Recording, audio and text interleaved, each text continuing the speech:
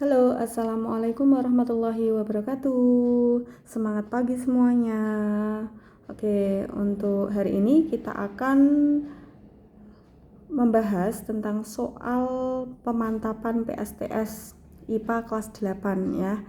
Jadi di sini sudah ada beberapa soal yang akan kita bahas dan soal ini hanya terdiri dari satu bab saja, yaitu getaran, gelombang, dan cahaya. Oke, langsung saja ya. Untuk soal nomor 1. Jadi di sini ada gambar. Perhatikan gambar berikut. Ini adalah gambar bandul. Pertanyaannya, sebuah bandul bergerak dengan melakukan 1 kali getaran. Di bawah ini yang termasuk gerakan 1 getaran adalah, ingat ya konsep dari getaran. Getaran adalah gerakan bolak-balik melalui titik seimbang. Jadi dia harus melalui titik seimbang. Yang mana titik seimbang adalah titik tengahnya. Dan di sini titik seimbangnya adalah titik B. Jadi kita nggak peduli dia mulainya dari titik apa, bisa dari titik A, bisa dari titik B itu sendiri, atau bahkan titik C. Yang jelas hurufnya ini harus urut. Jadi titiknya harus urut. Nggak boleh dari A langsung lompat ke C, ini nggak boleh ya. Jadi kalau dia dimulainya dari A berarti harus ke B, setelah sampai B dia harus ke C. Nah setelah sampai C nggak boleh ini bablas ke A. Jadi setelah sampai C otomatis dia akan balik lagi ke titik B terus ke titik A. Sudah, itu namanya 1 kali getaran. Nah pertanyaannya untuk soal ini, mana yang merupakan 1 kali getaran? Oke, kita lihat lagi soalnya.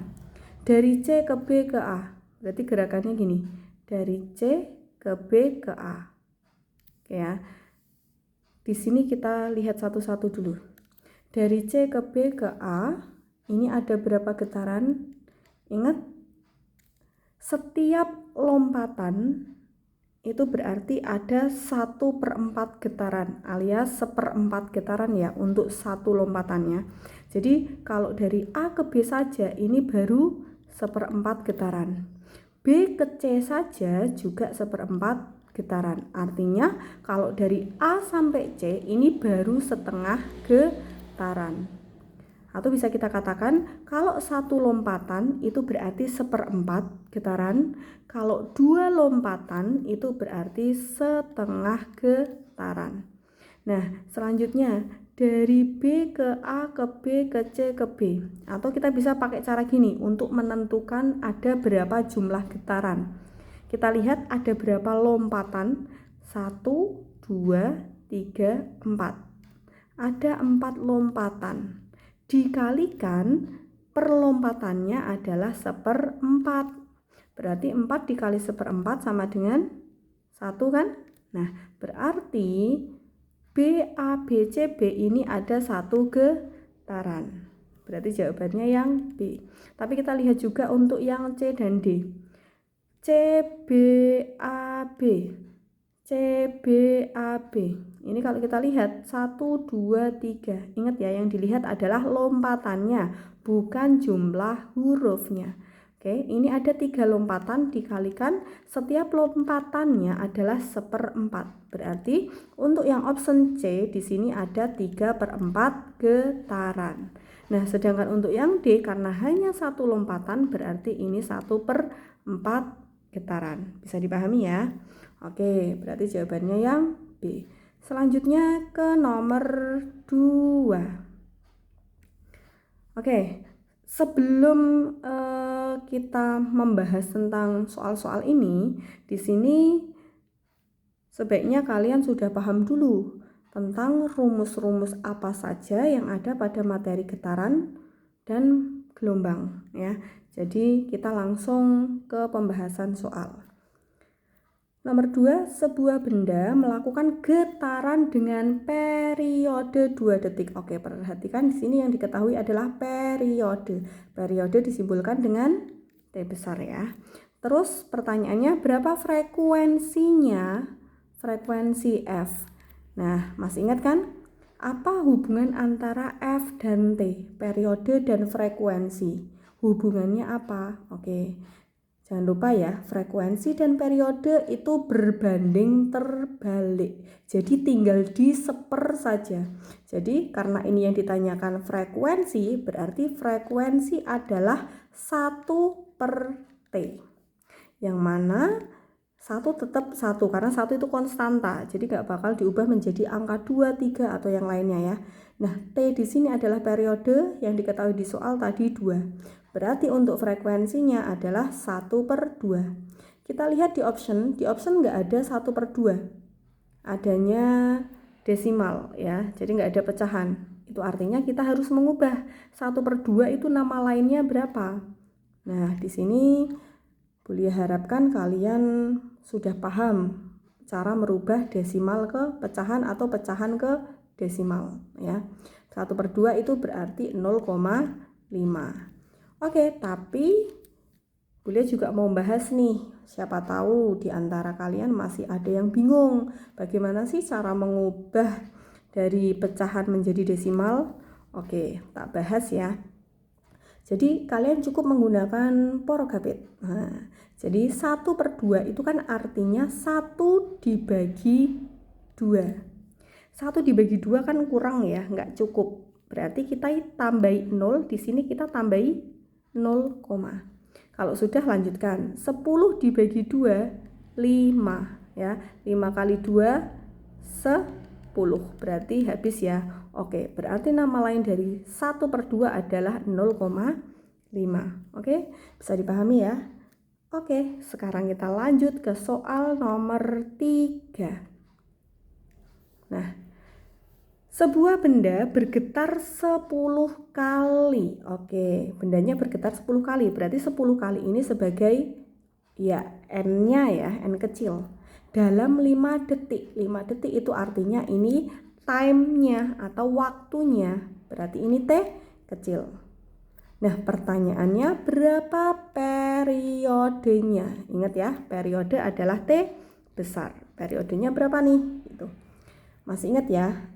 Rumus atau persamaan mencari periode jika yang diketahui adalah N kecil dan T kecil. Berarti periode atau T besar sama dengan T kecil dibagi N. Jangan sampai kebalik ya, karena kalau kebalik itu rumusnya frekuensi. Jadi kalau kebalik gini, ini rumusnya frekuensi ya. Atau kalau di kelas kita biasanya pakai untuk mempermudah menghafalkan ya, Titin suka Fanta. Jadi kalau mencari periode atau T itu berarti Titin. Nah, ini suka Fanta. Waduh, nyebut merek ini. Oke, tidak apa-apa, kembali ke laptop. Karena yang ditanyakan periode, maka T besar sama dengan T kecil per N. Tadi di soal kita sudah tuliskan nilai T kecil dan N-nya. Maka sekarang kita tinggal masukkan aja ini angkanya. T kecilnya 5, N-nya 10 ya. Berarti hasilnya 5/10. Atau 5/10 itu nama lainnya sekarang di option nggak ada ya, lagi-lagi nggak ada pecahan nih. Kita pakainya desimal. Nama lain 5/10 adalah 0,5. Oke. Satuannya sekon juga ya. Jadi di sini hati-hati, ada T kecil, ada T besar. Sama-sama T, satuannya juga sama-sama sekon atau detik, cuman artinya beda. Kalau T kecil itu time, waktu ya, kalau T besar itu periode. Oke.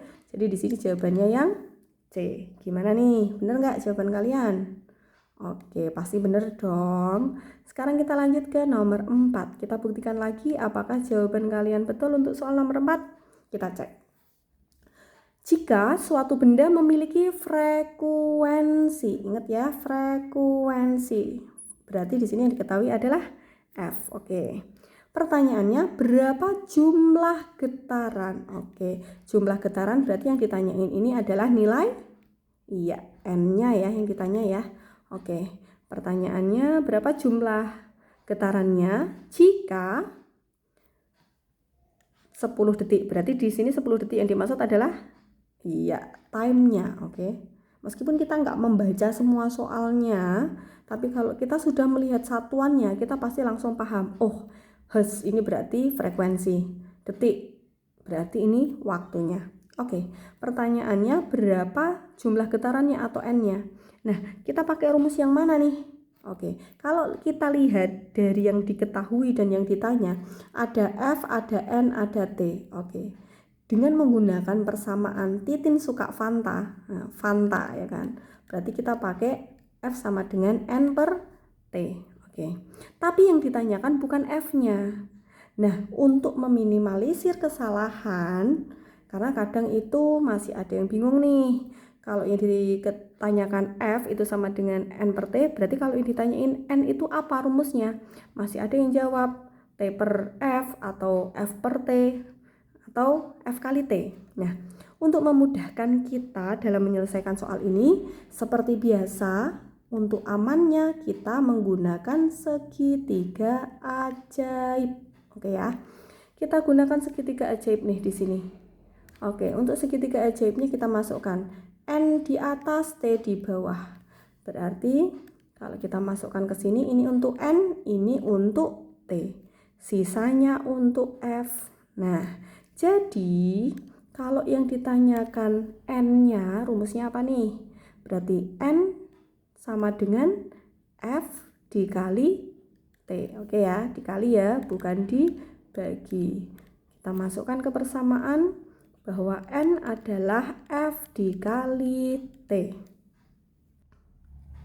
Nah, karena F-nya tadi 4 Hz, terus waktunya, time-nya 10 detik, ya udah tinggal dikalikan aja. Berarti 4 dikali 10 sama dengan 40 getaran. Jadi jawabannya yang D. Oke ya, bisa dipahami ya. Oke, selanjutnya kita ke nomor 5. Nah, di sini masih materi getaran, hanya saja bukan ngitung lagi, tapi lebih ke penerapan getaran dalam kehidupan sehari-hari. Nah, pertanyaannya di bawah ini yang termasuk contoh getaran dalam kehidupan sehari-hari adalah, oke, ingat ya, konsep dari getaran itu sendiri adalah gerakan bolak-balik melalui titik seimbang. Itu artinya benda yang bergetar atau mengalami getaran itu harus terjadi secara seperti ini kurang lebih kalau kita gambarkan ya. Jadi dia bergetar itu bolak-balik, tidak boleh satu putaran. Nah, oke, kita bahas dulu optionnya. Yang pertama, bunyi petir. Nah, bunyi petir ini bukan termasuk contoh getaran. Oke ya. Yang kedua, gerakan tangan saat mengetik.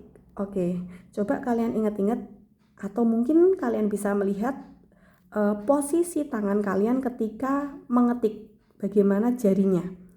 Nah, kalau kita lihat jari kita ini akan bergerak ke atas dan ke bawah kan kalau kita mengetik. Nah, ini kan dia bergerak ke atas ke bawah. Jadi di sini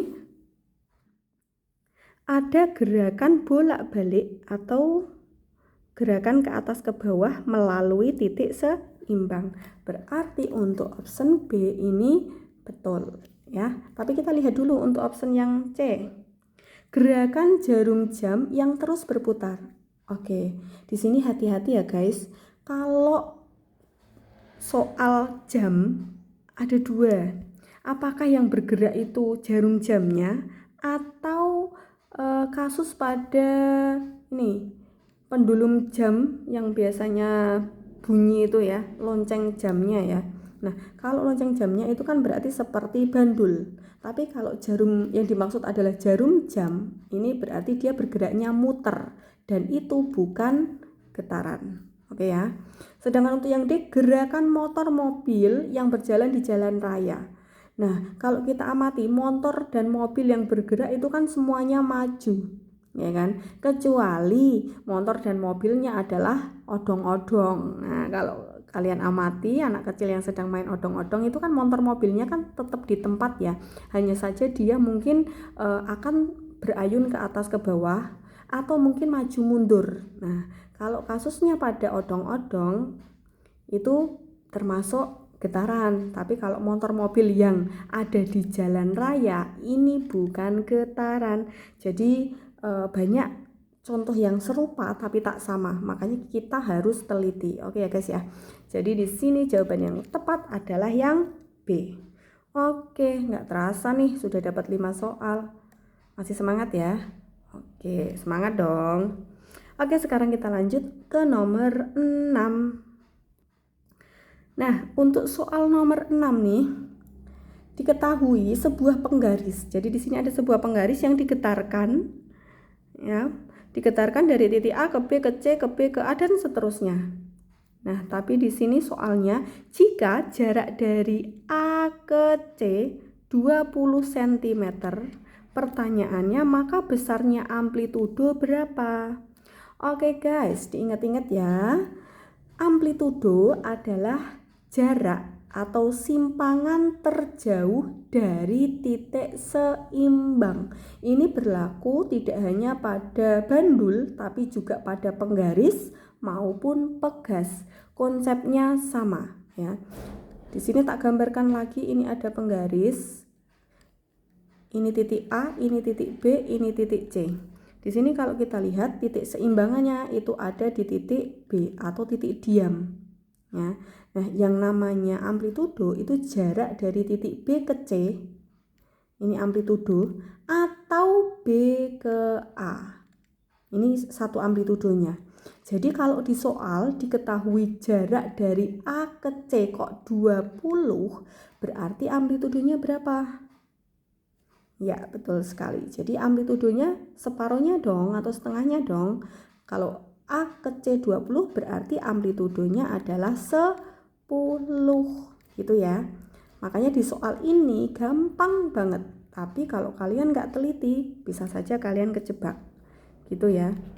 Jadi kalau di soal sudah diketahui jika jarak dari A ke B 10 cm, ya udah berarti itu sudah nilai amplitudonya. Oke. Lanjut ke soal nomor 7. Seekor nyamuk setiap menit. Hati-hati di sini ada kata-kata menit. Nah, setiap menit ini artinya menyatakan waktu ya. Nah, di sini diketahui setiap menit berarti waktunya adalah 1 menit. Nah, 1 menit kita harus ubah menjadi detik. Berarti 60 detik atau 60 second ya. Selanjutnya, mengepakkan sayapnya sebanyak 600 kali. Berarti ini sebagai nilai N. Pertanyaannya, berapa besarnya frekuensi kepakan sayap nyamuk tersebut? Oke, jadi di sini kalau kita lihat yang ditanyakan F, terus yang diketahui N dan T.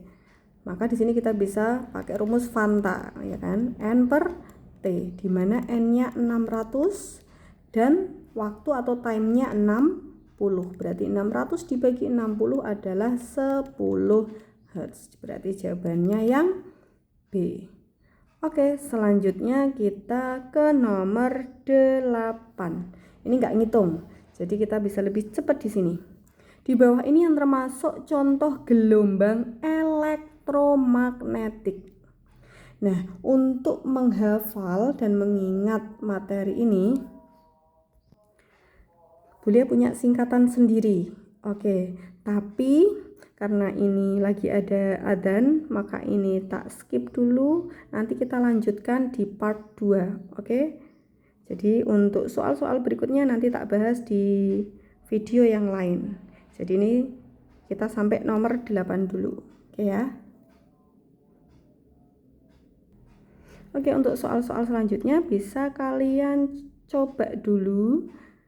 Nanti kalau sudah dicoba baru kita cocokkan apakah jawaban kalian betul apa belum.